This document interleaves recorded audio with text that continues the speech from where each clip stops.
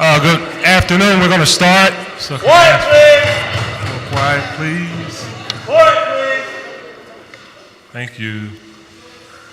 And welcome. Thank you all for coming in today.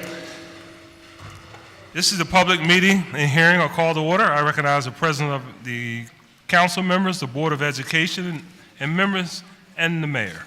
This public meeting and hearing of the council, the Board of Education, and the mayor are for the purpose of coordinating our activities for the improvement and the benefit of public education in the city of Philadelphia, as required by Section 12209 of the Home Rule Charter and Council Resolution number 181014. Mr. Christmas, will you please read the title of the resolution? Resolution 181014, calling for the Council Committee of the Whole to convene public meetings and public hearings pursuant to the educational supplement of the Philadelphia Home Rule Charter to review the administration, management, operations, and finances of the school district and adopt plans to coordinate the activities of the Board of Education, the mayor, and the city council for the improvement and benefit of public education in Philadelphia. Thank you, sir. Sitting here with me today are Mayor James Kinney, Board of Education President Joyce Wilkerson, School Superintendent Dr. William Height, Board members Julia Danzy, Letitia Hinton, Mallory Fix-Lopez, Lee Huang, Maria McColgan, Chris is not here, Chris McGinley is not here, Angela McIver, and Student Board Representative Julia Frank and Alfredo Pratico. Am I missing any school board members? All right, got everybody? Good. I would like to welcome you all here today for our second partnership meeting since the restoration of local control over the Philadelphia School District. Today's agenda will go as follows. First, Mayor Kinney will be recognized for remarks. Then the Board President, Joyce Wilkerson, will be recognized for the purpose of introducing board members and the superintendent. And the board will make a presentation on its first year accomplishments. Dr. Height will then present on the district's major accomplishments in the 2018-2019 school year. And we will then have questions and comment from council members, followed by public testimony and adjournment. After more than, the chair is giving me remarks, after more than 17 years under the local school reform, you know what, I'm going to skip the remarks. We're going to get straight to the bread and butter of the purpose of us being here. First of all, we want to thank everybody for being here today. We genuinely appreciate you being a full participant in this. We have called for local control of our schools, because that is very important, because they are our schools and they are our kids, and at the end of the day, it's our responsibility to make sure that the appropriate educational process is taking place. So as a part of that, with local control, we're required to have these meetings so you give people a real opportunity to testify in the public testimony section. So I want to thank everybody for being here. And without further ado, I'm going to ask the mayor to open with his remarks. Thank you, Mr. Mayor. Thank you, Mr. President, and good afternoon, everyone. I want to thank the council president and members of City Council for the opportunity to speak today alongside members of the School District of Philadelphia and our Board of Education at this biannual meeting supported by the educational supplement of the to the Home Rule Charter. We are all here today because we are all striving to create an equitable, quality education system that will prepare our youth for success. We know that our city's future depends on it. We also know that our children deserve the support they need to be better prepared to enter the workforce and become our future leaders. For this reason, our administration proposed budget will allocate $1.2 billion in general fund contributions to the school district over 5 years. This is over $700 million more than would have gone to this district without the commitment that we made last year. This funding will help our schools continue to build upon the progress we have already started with the support of leadership of the Board of Education, Dr. Height, and his team. Over the last 3 years, the school district's overall performance has continuously improved. In that time, we've doubled the number of high-performing schools in Philadelphia, and we've reduced the number of lower-performing schools by half. Most schools are making progress in key areas of achievement, school climate, and college and career readiness. And more students are attending school consistently and graduating on time. I am confident the district can build on these promising signs of progress, and the City of Philadelphia is committed to supporting them in any way we can. And I know with the continued dedication of everyone in this room, we will make sure that our youth succeed. In addition to more funding, we must also continue to invest in the strategies that have proven effective around early literacy and college and career readiness. I'm excited to see the progress we've made through our citywide out of school time initiative, which aligns with the district goals to provide safe spaces and quality programming for all our kids. DHS has put out a $22 million RFP last month for out-of-school time programs that support the district's goals. And I have no doubt that these programs will add tremendous value to our children's academic experience and will contribute to their personal growth.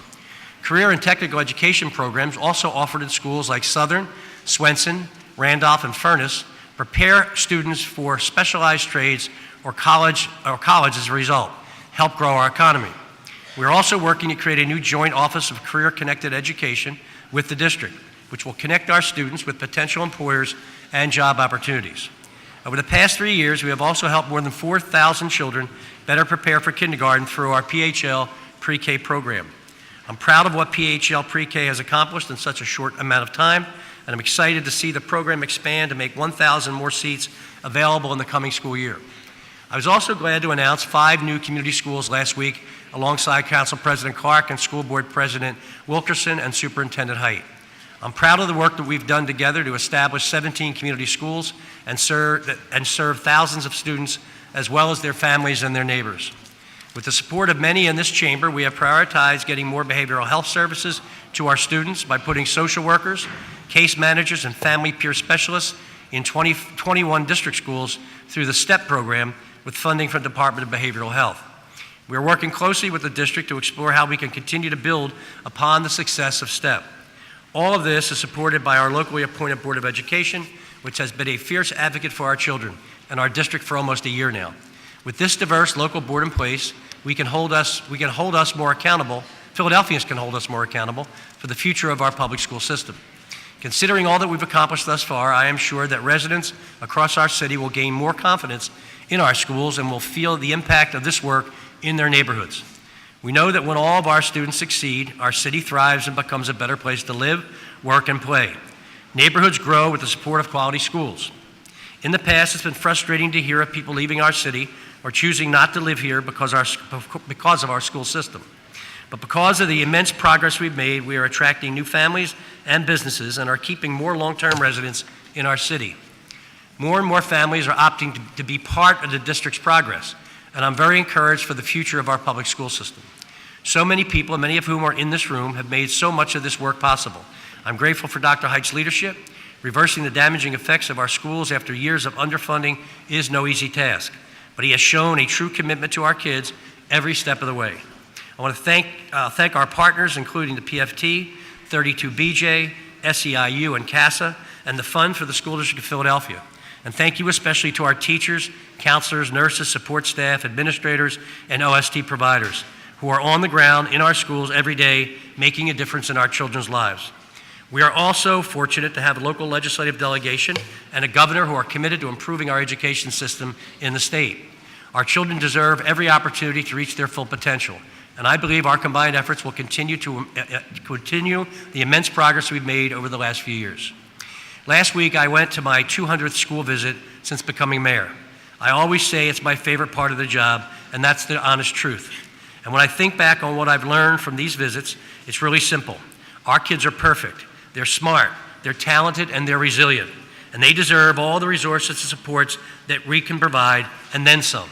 So I'm very proud to work alongside members of City Council, the school district, and the board who are equally committed to our students. I look forward to continuing to work with all of you to accelerate our progress and ensure we have quality public schools in every neighborhood in our city. Thank you. Thank you, Mr. Mayor, and thank you for your continued commitment to our public school system. Would now like to recognize Board President Joyce Wilkerson for presentations by the board and the superintendent. Thank you, Council President Clark. I also want to take this opportunity to thank you, members of the city, and you, Mr. Mayor, for your continuous support and for having us here today. Without the enormous support that you've provided over the last years, we wouldn't be able to make the presentation and recognize the accomplishments that we're going to talk about today. I also want to recognize the board members who are here today. Not everybody is able to be with us, but I want you to know that these individuals are putting in tremendous time and energy into working to support public education in Philadelphia. Theirs has been a profound commitment. We're currently on track to have held 50 public meetings by the end of our first year. As a point of reference, the SRC at this point had only had 24 meetings. We know that this commitment to a public and accessible governance structure could not have been possible without the help of every person in this room, and we want to thank you and everyone for your support helping us navigate our first year in this roles.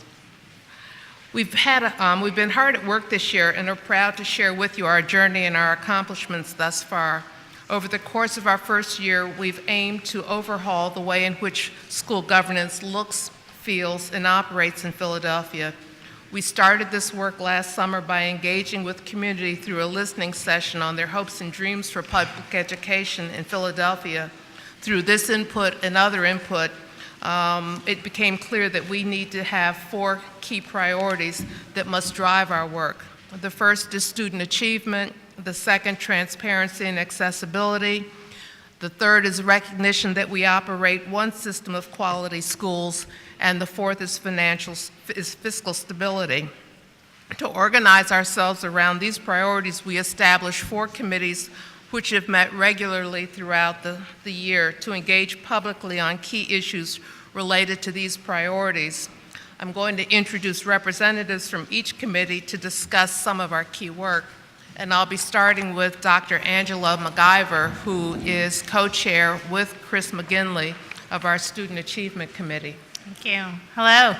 I am proud to co-chair the Student Achievement and Support Committee with Dr. Chris McGinley, who can't be here today. We've spent the year engaging on the board's most fundamental work, improving student achievement. It's imperative that we set priorities that enhance student achievement and invest in programs that we know work. Whatever we do, whatever actions we take, we need to keep our students' academic achievement top of mind.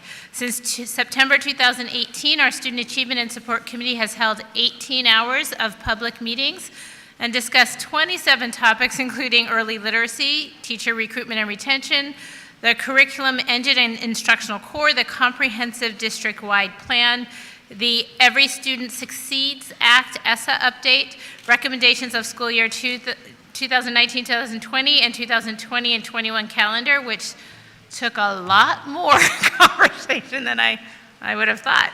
Multicultural curriculum and programs, comprehensive school and improvement, CSI, and additional targeted support and improvement, ATSI, planning process, special education programs and initiatives. Before the year is out, the Student Achievement Committee will also discuss the athletics programs, extracurricular activities, and out-of-school time partnerships. We have also spent many meetings talking about the intricacies of charter school authorizing. Before the board takes action on key expenditures related to student achievement, we review them in this committee to ensure every dollar we spend is connected to student outcomes. Thank you.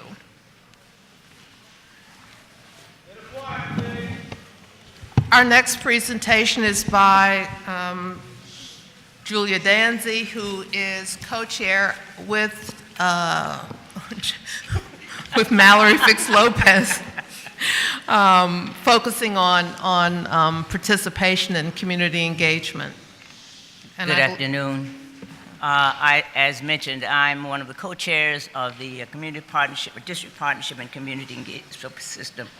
And we understood from the beginning, even beginning with our listening sessions when we were going through orientation, that the public basically was saying, we don't know what you do. We don't understand how you come to decisions of how you do things, because our regular meetings before were just, they would present and then we would give the pieces. And so we recognized that what we needed to do for have faith in our governance structure by making our decisions transparent and accessible. We wanted to let the public know how we made final decisions and to allow them to have meaningful involvement with them prior to them being enacted into law.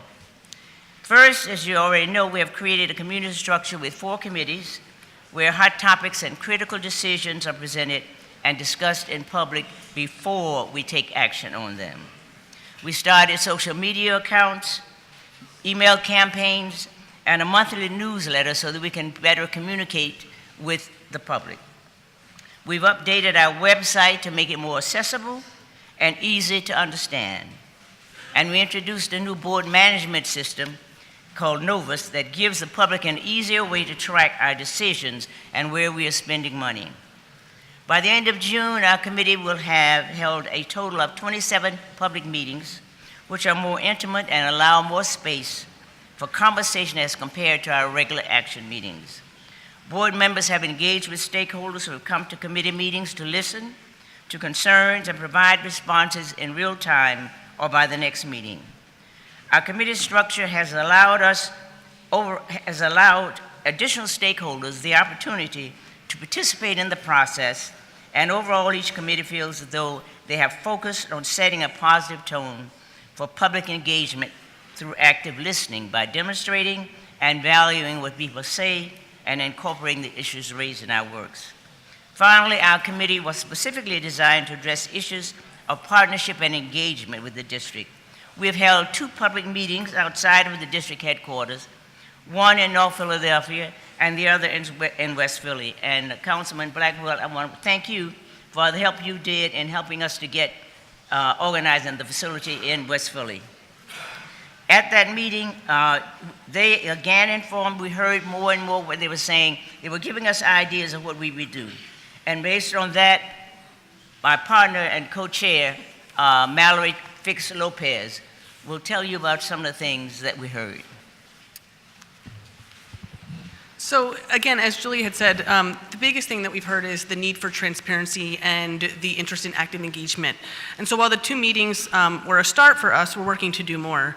The Home Rule Charter requires the creation of a Parent and Community Advisory Council of the board, and we're determined to make full use of this new entity. Our District Partnerships and Community Engagement Committee has led the process in selecting 13 individuals from across the city to act as our ears on the ground so that we can get more information about our key decisions and gain a better understanding of the experiences that our families and community members have with public education. Next year, these 13 individuals will be spreading out across Philadelphia to engage diverse communities and giving feedback to the district around important issues. And last, and most importantly, we have brought student voice to our team by welcoming and working closely with 2 student board representatives, Julia Frank and Alfredo Practico. These students have been fundamental in providing insight into the concerns of their peers, and they have been a pleasure to work with. Their term is coming to an end, but they will be presenting us with their recommendations for their year, from their year on the board, and we will welcome 2 new students at our June action meeting. We currently have 81 applications for students that have applied for these 2 positions. And again, in June, we'll be welcoming 2 new students. So having students on the board has helped us to better understand and connect with students in our decision-making. Our next update will be provided by Dr. Maria McCulkin, who co-chairs the Policy Committee. Good afternoon, everyone. I'm very honored to be the co-chair of the Policy Committee along with our board president, Joyce Wilkerson. I wanted to discuss our 3rd priority, creating one system of quality schools, of great schools. One thing we hear again and again from parents, teachers, and community members is that they don't care about the differences between district schools and charter schools. They just want one thing for their children, what all children deserve: equitable access to a great school. Even though our role as our governing body is different between charter and district schools, we have to see this as one system of schools and make choices that allow every child to have access to quality schools. That requires a focus on quality access and funding. Through the Policy Committee, we're working to adopt and promulgate policies that create one unified system of quality education. Our Policy Committee has so far reviewed 49 policies to be recommended to the full board for adoption. The committee is committed to reviewing each of the existing policies to assure that all board policies are current, streamlined, and readily available. We held quarterly meetings to review the board policy manual and provide recommendations to the full board before adopting any recommended policies.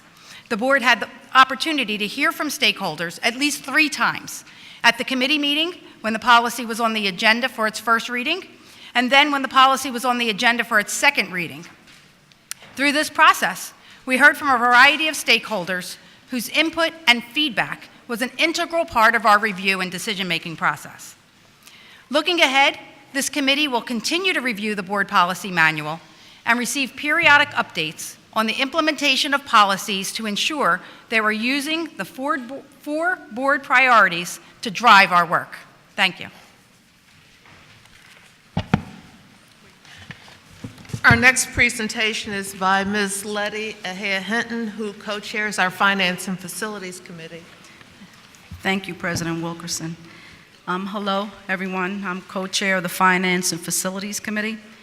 And one thing I'd like to note here is that in the end, none of our goals will be possible without maintaining our financial stability. We have to find new ways to invest in schools and make sure we're using money wisely. Our fourth and final priority is maintaining financial stability. We have used our Finance and Facilities Committee as an opportunity to educate the public on various topics, including facilities maintenance, the 5-year budget, as well as charter financing. We have requested and received reports from the district on lead paint stabilization, plaster repair projects, design and construction projects, environmental remediations, as well as major updates such as the salary increases for 32 BJ employees, the Guaranteed Energy Savings Agreement project, the review of surplus properties, planning for relocation of the Science Leadership Academy, as well as Ben Franklin High School. We've even looked at construction change order, the process itself, inclement weather planning, and planning for the new school on Ryan Avenue, and updates on the potential sales of the Whittier and Belmont buildings. We have done things like write op-ed pieces, go on radio shows to reach a wider audience, which I found to be very interesting, on the board's business related to the district finances, and we have encouraged parents and family members and the community as a whole to have an active voice in the budget process. We've spent a lot of time trying to demystify the budget as well, which is a part of this, because a lot of what we heard when we were out there at listening sessions, et cetera, was that people were interested in learning more about how the budget was created, put together, and how it functioned. On this topic, we have very good news. Under Dr. Height's leadership, the district has stabilized at this point its financial outlook and continued to invest in priorities to support student learning. Through the work of our committee, the board has monitored the investments being made during the school year. Investments are aligned with the district's action plan as well as board priorities. In order to advocate for funding, the board and district have publicly presented and discussed a 5-year outlook of the district's finances and a 5-year plan that allows our funders to understand the district's needs and investments. Additionally, our committee has been a platform to share information on the district's budget process with stakeholders. And one thing that's very important here to note is that many of the people that have come to our meetings, parents in particular, are very interested in learning more about their school budget process, and we're working on that as well. Our hope is to continue to encourage stakeholders to be part of this process and to provide them with transparent information on the district's finances and facilities management. Thank you. This is a moment of change in the trajectory of public education in Philadelphia. For the third straight year, our schools are improving, more students are graduating, more students have strong reading skills, more classrooms are modern learning spaces, and more services are being offered in our schools to support our students and their families. We're beginning to see results. We've doubled the number of high-performing schools. We have 50% fewer lower-performing schools. And as Ms. Ahea Hinton mentioned, the district's financial outlook has been upgraded from negative to stable for the first time since 1977. As this year comes to a close, we're turning our attention to the year ahead. We are ending this year energized and excited about what is ahead. We believe deeply in what's happening in Philadelphia's public education, and we hope you'll work with us to change the narrative about public schools. We also hope you'll spread the word about our work and let the Philadelphia communities who you represent know that they have access to the decision-making of public education.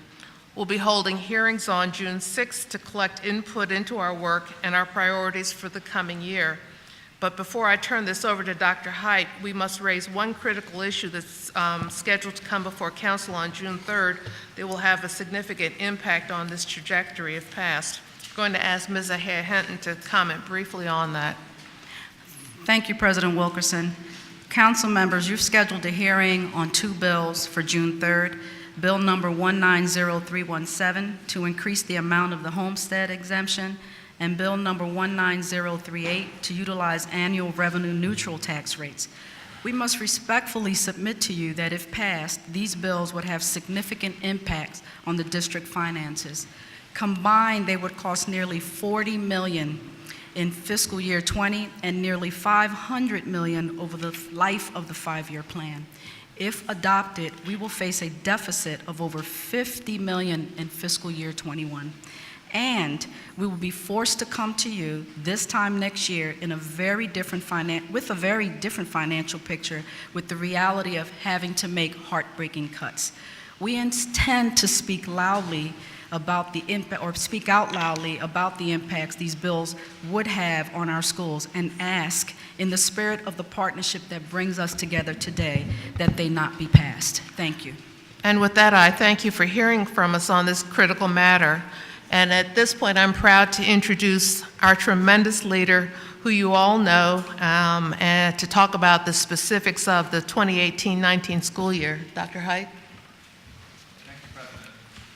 Board President Wilkerson. I want to also thank Council President Clark, City Council members, and Mayor Kinney, and all of the members of the Board of Education. I'm happy to be here today as well as we meet for the second time this year to discuss the progress we have made and the shared vision we have for our public schools. I know that the district appeared before Council just last week, so I plan to keep my comments brief. But I did want to reiterate our appreciation for all of the individuals gathered here today who have worked together over the year to improve academic outcomes for our students. This work can't be conducted in silos or in isolation, so we value the spirit of community and the partnerships that have been formed to help us better serve our students. As I mentioned last week, the School District of Philadelphia is making steady progress. We have set clear, intentional goals for staff and students. We've made investments in high priority areas to support these goals, and now we are seeing positive outcomes thanks to everyone's efforts. We know that reading is foundational for all learning. So, as a result of our focus on early literacy, more 8-year-old students are reading on or above grade level, and our 3-year growth averages for literacy and math are outpacing the state averages across nearly all tested grade levels. Our kindergarten through 3rd grade teachers have been trained on best practices for early literacy instruction, and our K-3 classrooms have leveled libraries with the reading materials that are appropriate for students' reading levels and interests. We look forward to expanding this model to grades 4 and 5 to ensure our students are supported as they move throughout elementary school. We've also expanded supports in our high schools so that students are better prepared for college and career. We've provided more access to AP courses and dual enrollment opportunities, expanded CTE programs, and restored teachers and support staff. Our graduation rate has jumped 5 percentage points in 4 years, and as we gear up for graduation season this year, we look forward to cheering on even more of our students as they head on to the next exciting phase of their life. I would be remiss if I didn't also mention the outstanding teachers, principals, counselors, and support staff that we have in our schools who greatly contributed to this progress. Earlier this week, I had the opportunity to attend our annual Lindback Foundation Award Ceremony, where we honored 60 teachers from schools all over the district for their work and commitment to our children. We know the accomplishments we are celebrating would not be possible if we didn't have the right individuals in front of our children, day in and day out. So, as we reflect on this past year, we take a moment to appreciate all of our achievements. But it's important to also recognize that there's more work to be done. We know that a quality education requires focus and prioritization by all of us here today. Our city benefits most when our students are educated and equipped to become the workers, entrepreneurs, and leaders we know they can be. So it's incumbent upon us as a district, with your help, to ensure all students have access to a great school close to where they live. Thank you for your work and your dedication to our students, and we look forward to achieving even greater successes in the future. Thank you, Chairperson Wilkerson and Dr. Height. I'd like to add, any members have any questions of members of the school board, the mayor, or myself? You do? Chair recognizes Councilwoman Reynolds Brown. Good afternoon, everyone. Could any member of the school board or the chair of the school board speak to the top 3 achievements you believe should be punctuated, or the top 3 achievements you want to tell us about as a result of the new school board's work ethic? I think what you're asking are our top 3 achievements. I think I'm really proud of the fact that we've settled on priorities as a group. And I think they're priorities that, if we can remain focused around them, will really move quality education in Philadelphia. And there's been consensus by the group around them. I know we're committed to trying to operate a system of quality education. That's probably one of our greatest challenges. We inherited a district that operates more than 80 charter schools under a charter school law that is challenging, and we've remained focused on trying to drive quality, notwithstanding the problems with the law. I think we as a group have learned how to, we spend a lot of time visiting schools throughout the city, and we see a lot, we hear a lot, and I think we've done an effective job at trying to distill those into appropriate issues before the board. And so we're looking at the policy around things like leveling. We're trying to figure out how you take what we learn in the schools and translate it into budget or fiscal concerns. And I think we've done a good job as a group doing that. I think we've also made an enormous commitment to public engagement. We invite the public to our meetings. At our last meeting, we had over 86 people sign up to speak.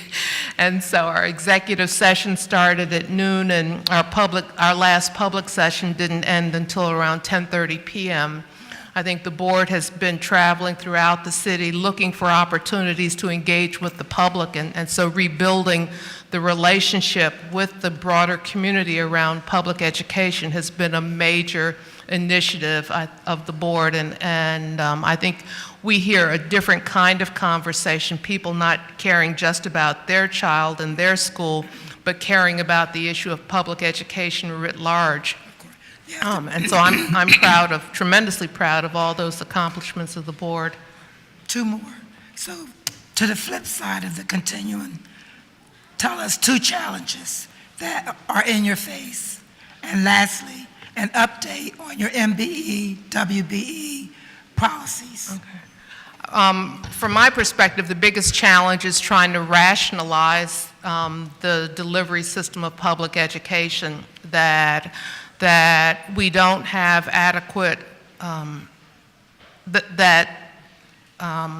trying to rationalize what's going on. And so we have to, I think, pay attention to right-sizing public education. With the advent of so many charter schools, we operate probably too many schools with less than full capacity, and I think at the end of the day, the children are cheated.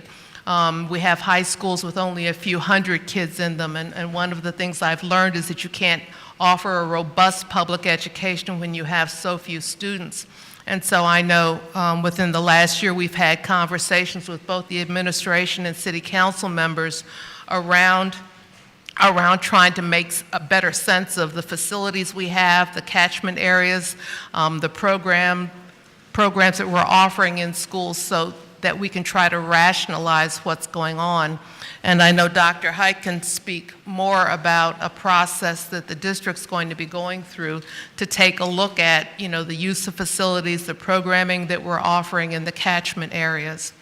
With respect to MBWBE, the board is going to be receiving new policies so that we can become more aggressive around our MBEWBE program. We have some old project labor agreements that we need to revisit that we think are impediments to driving more aggressive participation. We think that one of the things that Dr. Hyde has spent a lot of time focusing on is expanding student opportunities through the work that we do, both in terms of maintaining our properties, but also in our contracting. And so those are, while we're doing some new work and being more aggressive, I think with a new board policy that hopefully we'll receive in the next month or so, we'll be able to chart an even more aggressive course around minority participation and identifying opportunities for our students. Dr. Haidt, do you want to say a little bit about the catchment work that you plan to do? Yes, next week, and I think I alluded to this while we were in the budget hearing with City Council last week. We are beginning a comprehensive analysis of our facilities, and and our enrollments, and looking at we're going to eventually look at every area of the city. We're going to tier this to start in 3 areas first, and primarily what we're trying to achieve is a practice of forward thinking based on shifts in populations, and making sure that we have the adequate resources to provide those children with a quality education. And it's not just talking about facility improvements, but it's also talking about school designs and programs so that those programs are responsive to the types of things that our young people and their families are pursuing and want to pursue. And the third thing is we also want to take advantage of the many public assets across the city as well. So we will be doing this in conjunction with the City Planning Commission and looking at not just the school assets, but the city assets as well. And if we can accomplish those things, then we would then, a year from when that process starts, make recommendations to the board after having a lengthy public comment period about whatever those recommendations come out to be.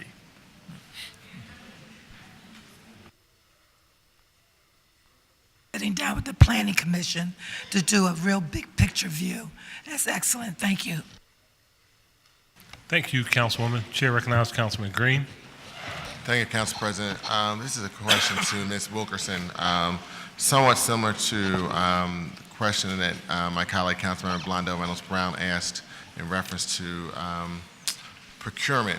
Recently, the city passed legislation about a year and a half ago regarding best value to use the city in a better way as an economic development entity in reference to addressing poverty in our city. That is a concern that's been going on. We all know the 26% statistic. So my question is for you, and I asked this question to Dr. Haidt, I asked this to you, and what means are we using the school district from a procurement perspective as an economic development tool to grow businesses in the city of Philadelphia to address poverty? I know we don't have a strategy for doing that. I think that we have been much more intentional around creating economic opportunities. So, for example, we have held at least 2 job fairs with the Housing Authority, creating opportunities for those employees, for those residents. And as I mentioned, we're working providing opportunities for our kids. I cannot think, though, of a program that we have that looks at developing economic opportunities, and that's something that we can take a look at because we are a large institution and can, if we're thoughtful about it, can probably create some programming that would accomplish those goals. Are you looking at changing some of your procurement policies like best value as a way to provide more opportunities for small business in the city of Philadelphia, or even changing your procurement thresholds? We have we're looking at all of our procurement policies, not just MBE, WBE. We're starting with MBE, WBE, and then Dr. Height, you want to talk about the other procurement policies? I mean, to the extent, Councilman Green, to the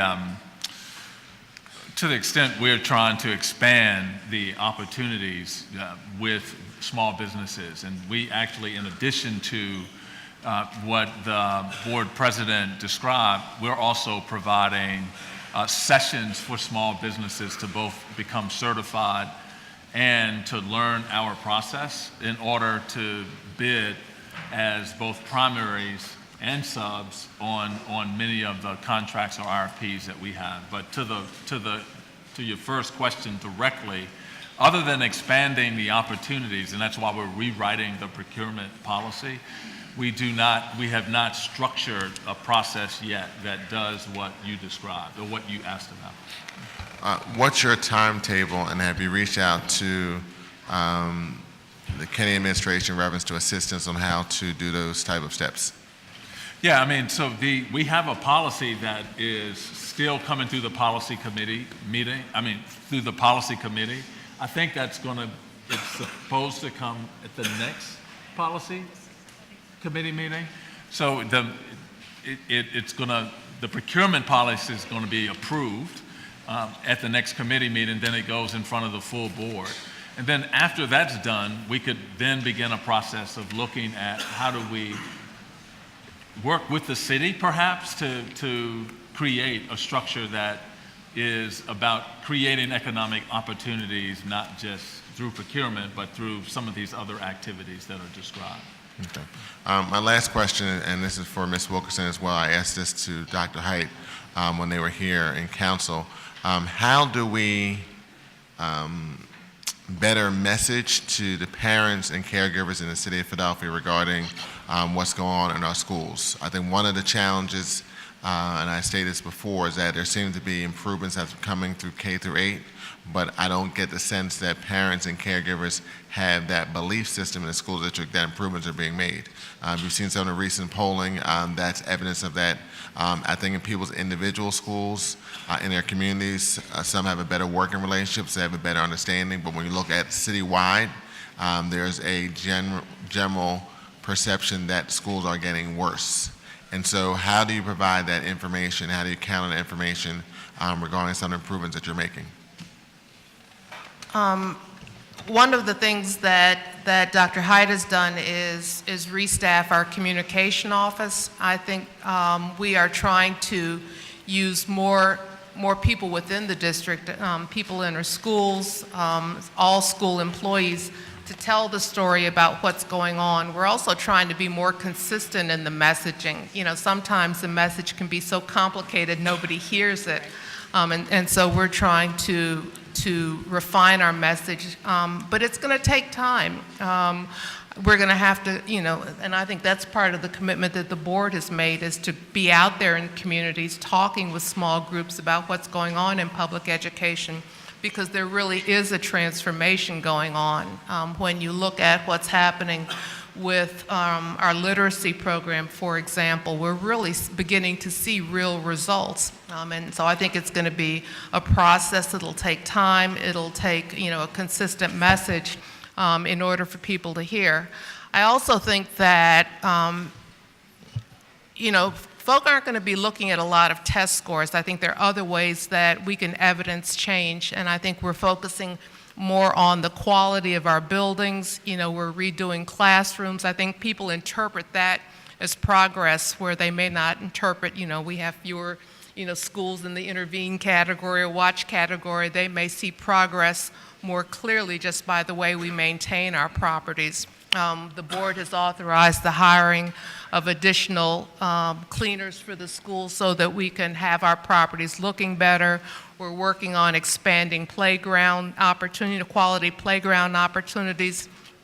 I think to some extent it's going to be those kinds of visual changes that'll help people understand that the district is really changing. If they dig a little deeper, though, I think they'd be excited by what's going on with early literacy. I know we're working particularly we have a board members who's hell-bent on driving the same kind of change through our math curriculum, and I think people are going to begin seeing similar improvements in that area as well,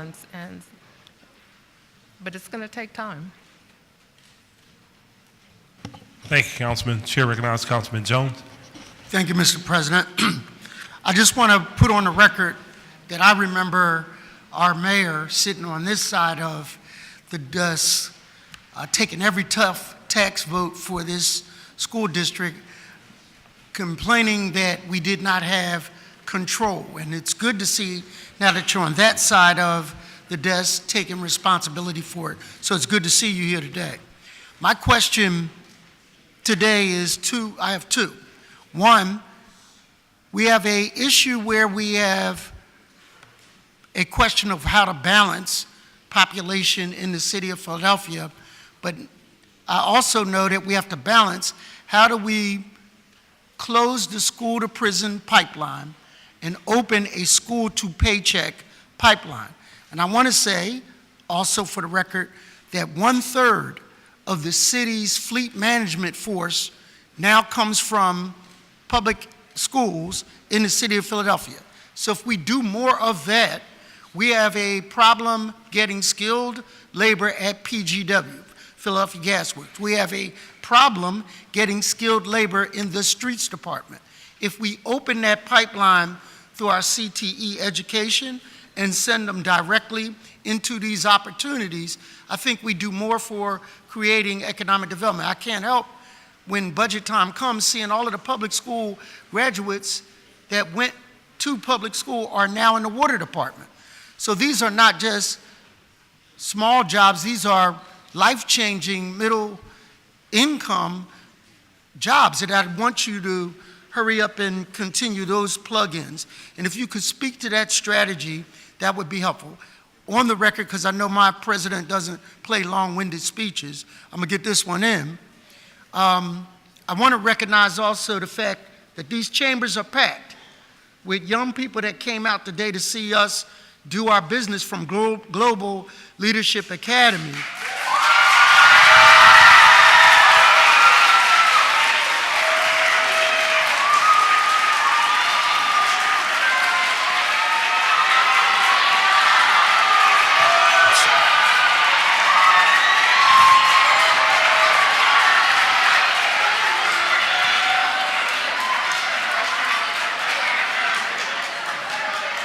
And I just want to put on the record how well they behaved, listening to all of the commentary. That goes to show that public education is paying off as they're good citizens here today. And they have their issue that they're going to want to talk about and make sure that everybody is aware that they want to matriculate into a good high school. And I want to put that on the record.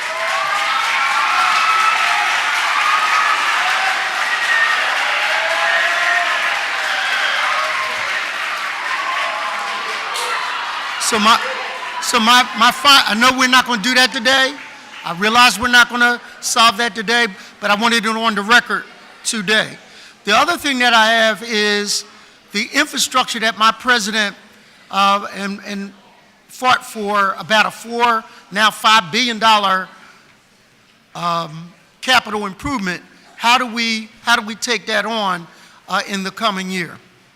Thank you, Mr. President. Thank you, school leadership. Yeah. So I'll start with career and technical educational opportunities, and you were talking about the young people who are in our schools that are now employees of the city's fleet management and learning how to do that work. We've also begun an additional apprenticeship program so that young people actually can move into many of the maintenance roles that exist in the skilled labor maintenance roles that exist in the school district of Philadelphia. Mm-hmm. Those young people are also coming out of our schools. But it's also why, Councilman, we've expanded the number of career and technical educational programs in our schools, and now we have over 6,000 children that are having those types of experiences. We have to continue to coordinate with other labor partners to ensure that it's not just fleet management, but it's the other individuals who are also looking for employees and understanding what those skills are so we can begin training our young people on those skills. That then becomes a really important part. And so we are doing the work to actually determine what that is, and we're working with the Mayor's Office of Education. We have now this position called Career Connectedness, and that is to match young people with experiences like that of the fleet managers. So that's what we're doing on that side. On the ESCO side, we have now 3 schools that served as a pilot for that program. Those projects are winding down because they're almost complete. Those were at 3 high schools. We have another, I want to say 20 schools that we're going to start the ESCO work next year on an ongoing basis. And now we've already acquired a group that is going to lead that work for us, but we're working in conjunction with the Energy Authority. And we're excited about the opportunity to get that project moving in more schools, because then we could utilize those savings to upgrade many of the needed upgrades that are happening in schools, particularly around lighting, HVAC, roofing, those types of things. And so we're very excited that we are expanding that to another 20 schools this year and want to build that out even more. Thank you so very much, Madam Chair. I just wanted to add briefly, one of the things that we've been trying to duplicate is the Penn Assist program.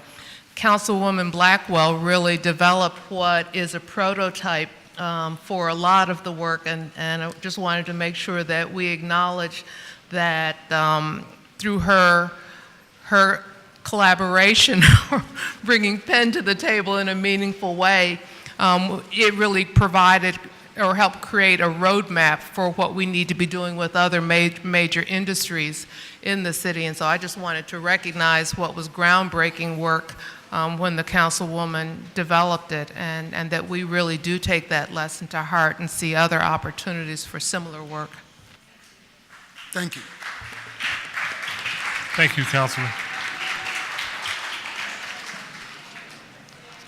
Chair recognizes Councilman Don.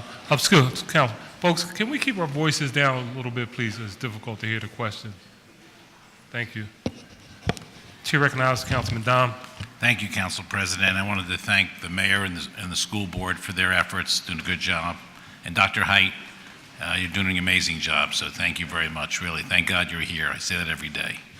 But I want to call to all of your attention that this council unanimously put in a resolution, I think in February, asking the state to provide mandatory financial literacy, pre-K to 12th grade, mandatory the teaching of technology, including coding, pre-K to 12th grade, teaching entrepreneurship, 7th, 8th, 9th, 10th, 11th, and 12th grade. And that's so important. And then giving children or students the option in 9th, 10th, 11th, and 12th grade of working 1 day a week in a job and going to school for 4 days.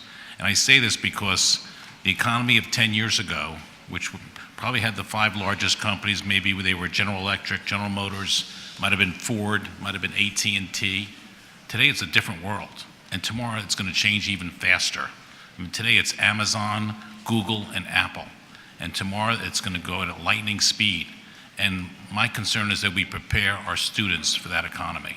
So whatever you could do to support that, I think this body was unanimous. We want to see that happen. So thank you very much for all your efforts. Thank you. Thank you, Councilman. Appears to be no additional questions from members of the committee. And that concludes our public meeting of the council, of the Board of Education and the mayor. And now we will now go into our public hearing, where we will hear testimony from members of the public. Mr. Mayor, thank you. Thank you. And our first witnesses to testify are Gaddafi Ross, Dana Russell, and Carla Harrison. Is that correct?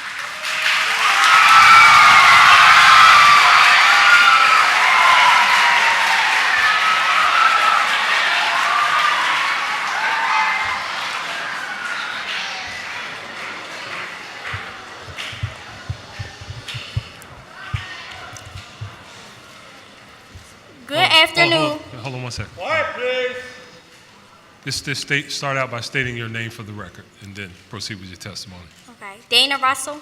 Thank you. Go ahead. Okay. Good afternoon, ladies and gentlemen. My name is Dana Russell, and I am proud to be a scholar and soon-to-be graduate of Global Leadership Academy Charter School. I stand here today to speak boldly in support of my school and to ask for your support for GLA and the continuation of its mission by helping us to obtain our high school. Through its K-8 curricula and experiences, GLA has continually turned out well-rounded, well-read, and well-prepared scholars. Through GLA, I have learned how to do academic and field research with the best of them. I have had the opportunity to study and walk in the footsteps of my great ancestors, such as Martin Luther King Jr., Harriet Tubman, and soon-to-be Marcus Garvey as we leave for Jamaica on Sunday. In a global economy, global leaders matter, and no school helps to produce them like GLA. Support GLA's high school.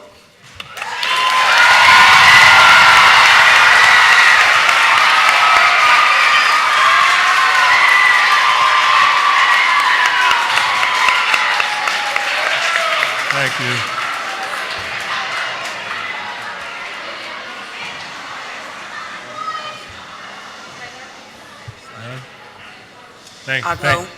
Thank you so much for your testimony. Hi, I'm Gaddafi Ross. I have been attending GLA since I was in kindergarten. GLA has been there for me when I was struggling with my speech and everything else. I've never seen a school that has kids that love and cherish the time that is spent as much as GLA. We are not just a school, we are a family. We need this high school to keep the youth encouraged. This school has to open, it's important. Put yourself in our shoes. We are trying to be our best selves. You are stopping us by not giving us the GLA high school. The high school will give us, myself included, a way to stay out of trouble and to stay smarter. And we are really ready to have this high school.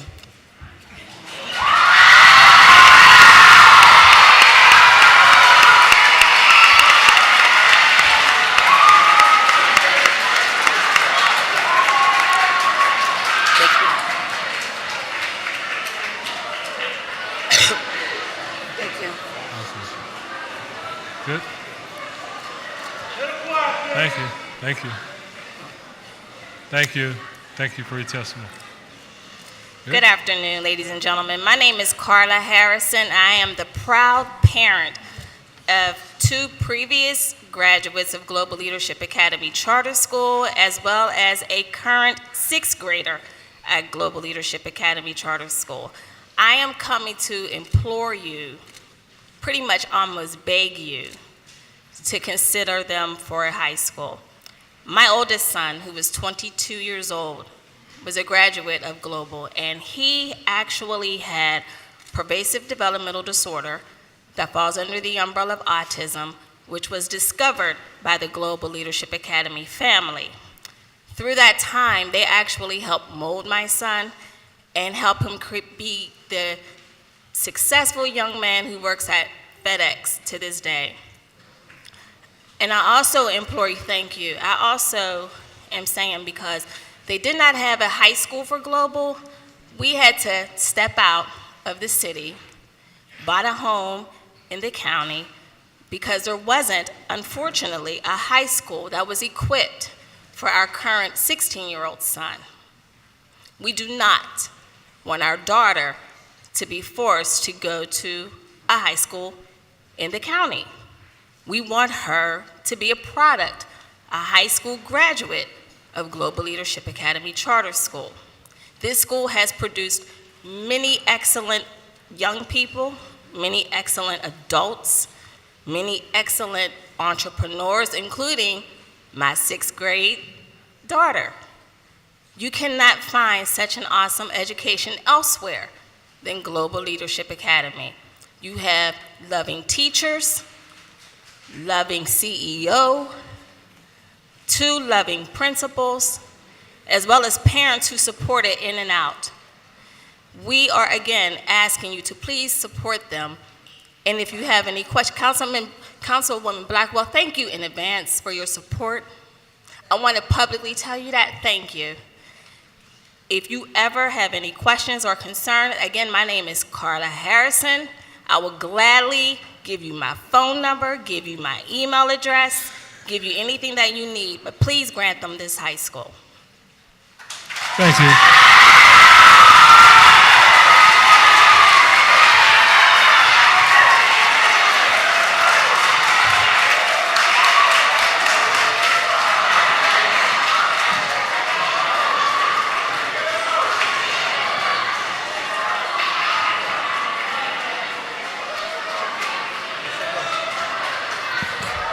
Thank you for your testimony.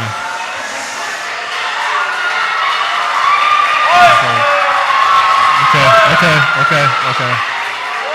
We have a question, folks. We have a question. Hold down. Have a question. Councilmember Green? If the first speaker, the first young lady who was speaking, if she could come back to the Yes. table.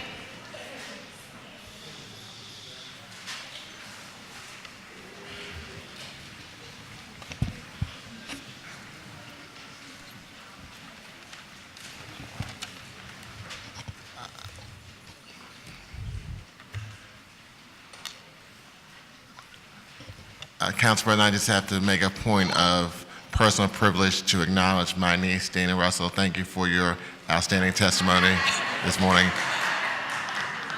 It was good to see you in the council chambers articulating, as you always do, in the Russell household, so thank you. You're welcome. Thank you. She's a product of Global Leadership Academy. Oh, I know, trust me.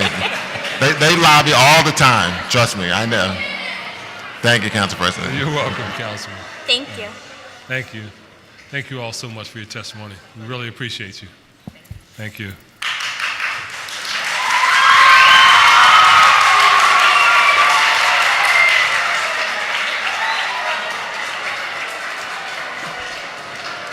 Next witnesses are Dr. Naomi Johnson Booker and Lisa Haver.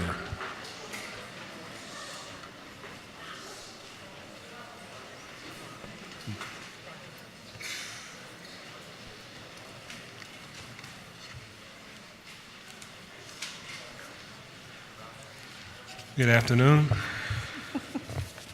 Good afternoon. I am Dr. Naomi Johnson Booker, a long-time educator in the School District of Philadelphia.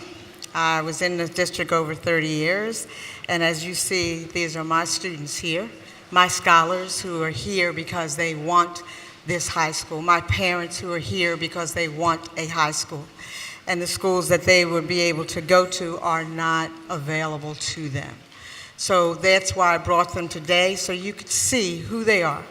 Who am I? I am a person who has turned around several schools in this city. I turned around Clymer Elementary in North Philadelphia. I turned around Raising Horizons Quest because that was an independent charter school that is now Global Leadership Academy. I turned around Huey School, which was given to me 2 years ago with my leadership there. So today, 13 years later in the charter school, I have turned a school into a flagship school, as well as now another Philadelphia failing public school, the Huey School.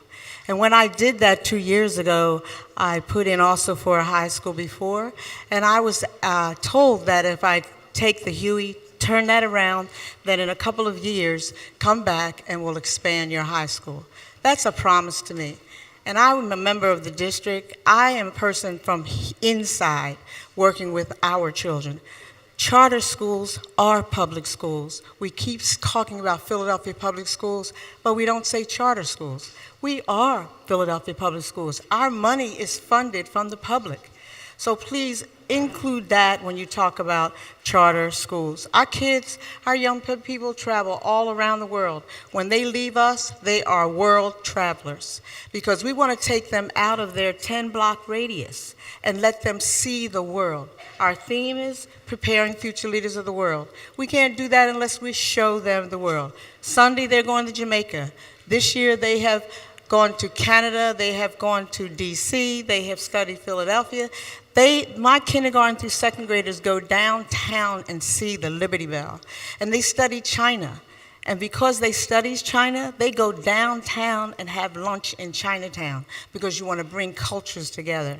They can't do that unless there's a place that will help them do that. I don't know whether you, and I'm sure you are aware of that on and off ramp education where children go from a K to 5 and then from 5 to 8. And every time they do that, there's a change, an interruption in their education. What my parents want is a K to 12. We want to take our children that we've been with from kindergarten through 8th grade, take them to 12th grade. Give us those children. I'm only asking for 125 children each year. Those are the children that I have right now. I have 75 at West and 50 at Southwest. So I'm not taking anything from you. I just want you to let me keep them. Just let me keep my babies. I had a forum with some of my high school and college-bound children now in December, and that's what they talked about. They talked about they wish there was a GLA high school because they would have stayed there. I'm very passionate about what I'm doing. I'm sitting in a room with over 500 children. Do you hear them? Do you see what we do? This is what we do. They are quiet, they are respectful, and I can take them anywhere. And I'm going to tell you something. I take them anywhere, and people think, you know what they think? They think they are a private school. That's what they think. And you know what? They aren't. They are a Philadelphia charter school that is a public school.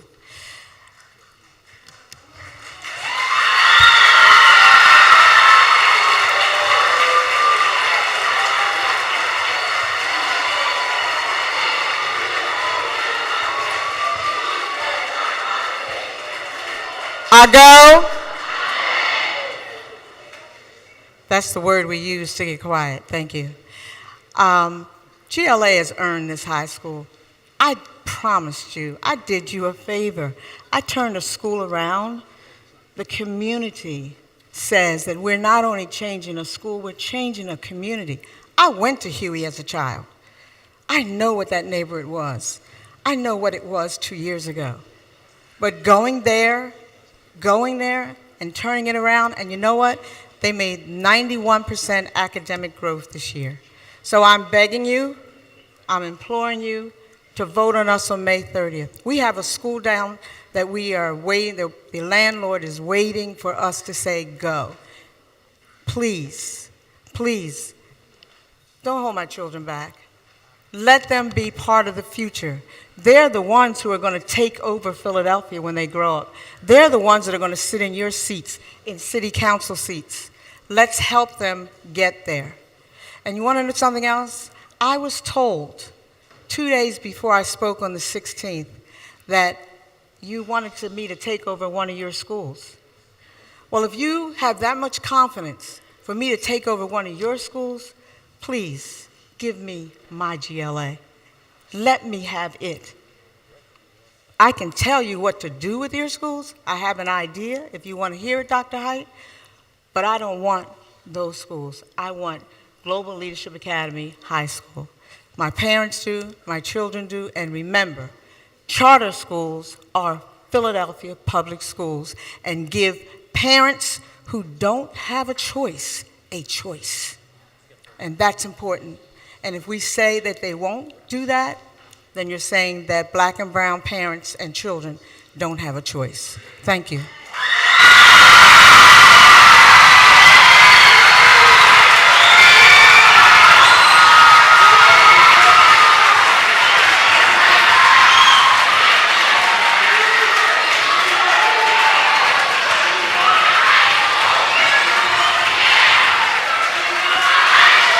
Okay.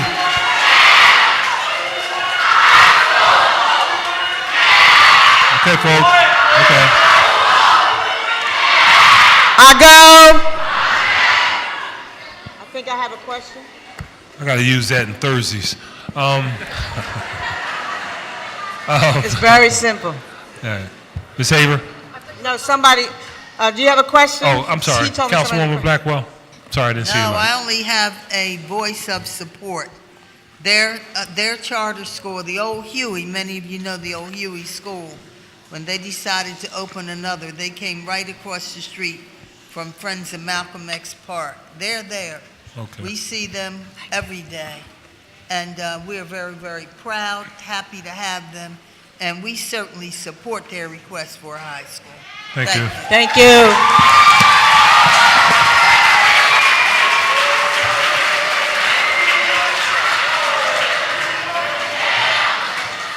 All right. Okay. Hold on. Ms. Haver. Thank you. Folks, we need quiet, please.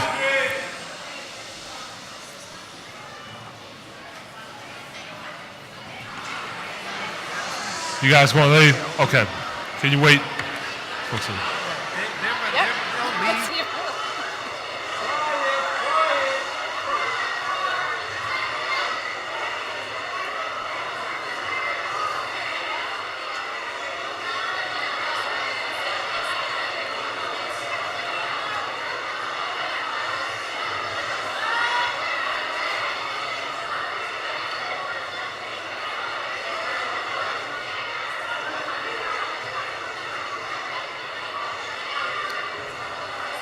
I have no chocolate today.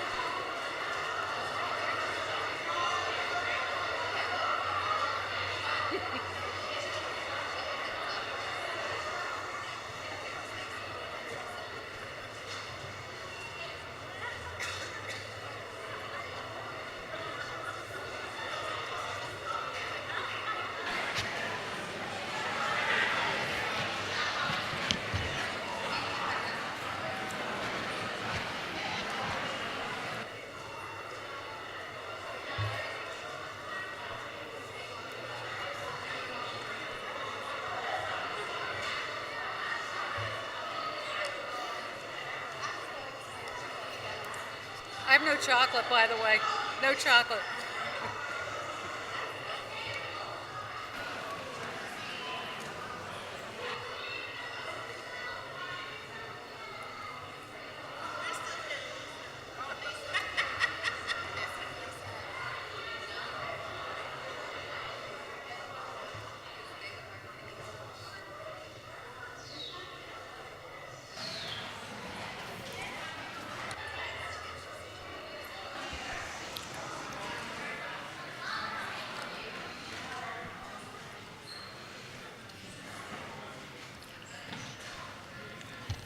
Before we call Ms. Haver, I want to recognize Councilwoman Blackwell. Thank you. I wanted to acknowledge the president of two of my favorite leaders in the charter school movement, and that is David Hardy, Boys Latin Charter School, and also Lawrence Jones, Richard Allen Prep School. Stand Yeah. up, Yasir, so people can see you, and David Right. Sumpley. Thank you. Thank you for And coming in. we thank them. You They too. help us in everything we do, every effort. Thank you. Thank you for your Mr. work. President. Thank you, Councilwoman. Ms. Haver, let's try it one more time. All right. Okay, thank you, Council President Clark. I'm going to be brief because everybody here has heard everything I've said before, but that's okay. I wanted to say thank you to you and thank you to the mayor again because now we have local control. I'm co-founder of the Alliance for Philadelphia Public Schools. We're a grassroots organization. We have a little bit of a different message because we know that this board, we serve as in an adversarial position. We like to tell the board what we think the board should do. But, when it comes to funding and oversight, we're really on the same page. We've seen how much work this board has put in because I run into them all the time now. We were at a meeting in Harrisburg with the Charter Appeal Board. We really cannot afford charter expansion. We can barely afford the charter schools that we have now. And what we saw in Harrisburg is that and also with the bills that are being proposed in Harrisburg that are coming up for a vote, that even though we now have local control, that control is going to be lost when we have to go to like 5 people in Harrisburg who have no ties to our community and they can override the board. When the legislature, again, wants to take more control away from our local boards, whether it's appointed or elected, and give that power back to Harrisburg, it's like we're taking 1 step forward and 3 steps back.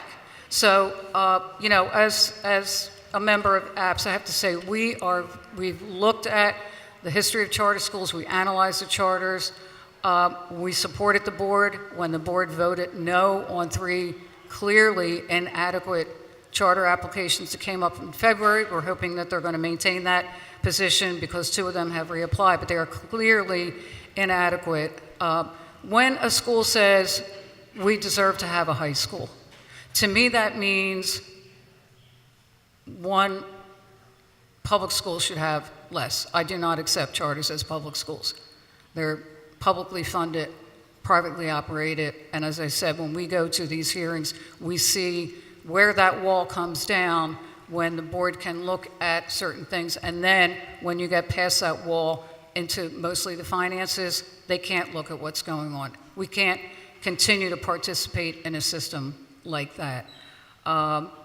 We can't afford a system where 1 charter school CEO who runs 1 school makes $330,000 a year in salary and compensation. There's no reason for that. But this board doesn't control that. The board of the charter school controls that. I figured out one time there was 1 charter CEO who makes $226,000 a year to run 2 schools, and I figured out that if things were fair and prorated, Dr. Height would make $26 million a year. So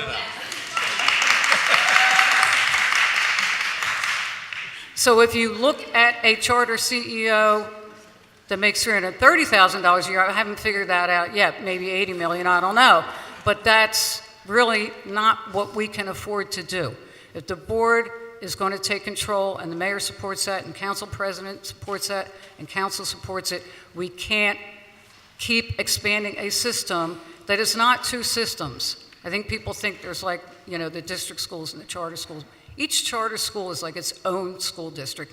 It has a CEO and a CFO and a COO, you know, and many reports have been done by the former city controller, by the state attorney general, of how much money goes into administration in charter schools, and it's way more than in district schools. So I don't accept that charter schools, just because they take public money, are public schools. They're privately operated, and they do not have the same oversight. So I just want to support City Council. Thank you, Council President Clark. And even though we disagree on a lot of things, thank you to Dr. Height and thank you to the board, because they really do work hard for our schools. Thank you. Thank you. It was probably a prudent idea to have you testify after everybody left. I'm sorry, I didn't even hear. Glad we had that sequence. They testified. You had to have a little balance here. Thank you. Probably wouldn't have been a good look had you. Thank you, Ms. Haber. Appreciate your testimony. That appears to have exhausted the witness list. If there are no other questions or comments by members of the committee, I have to believe we're done. Let me see. Anything else? Okay.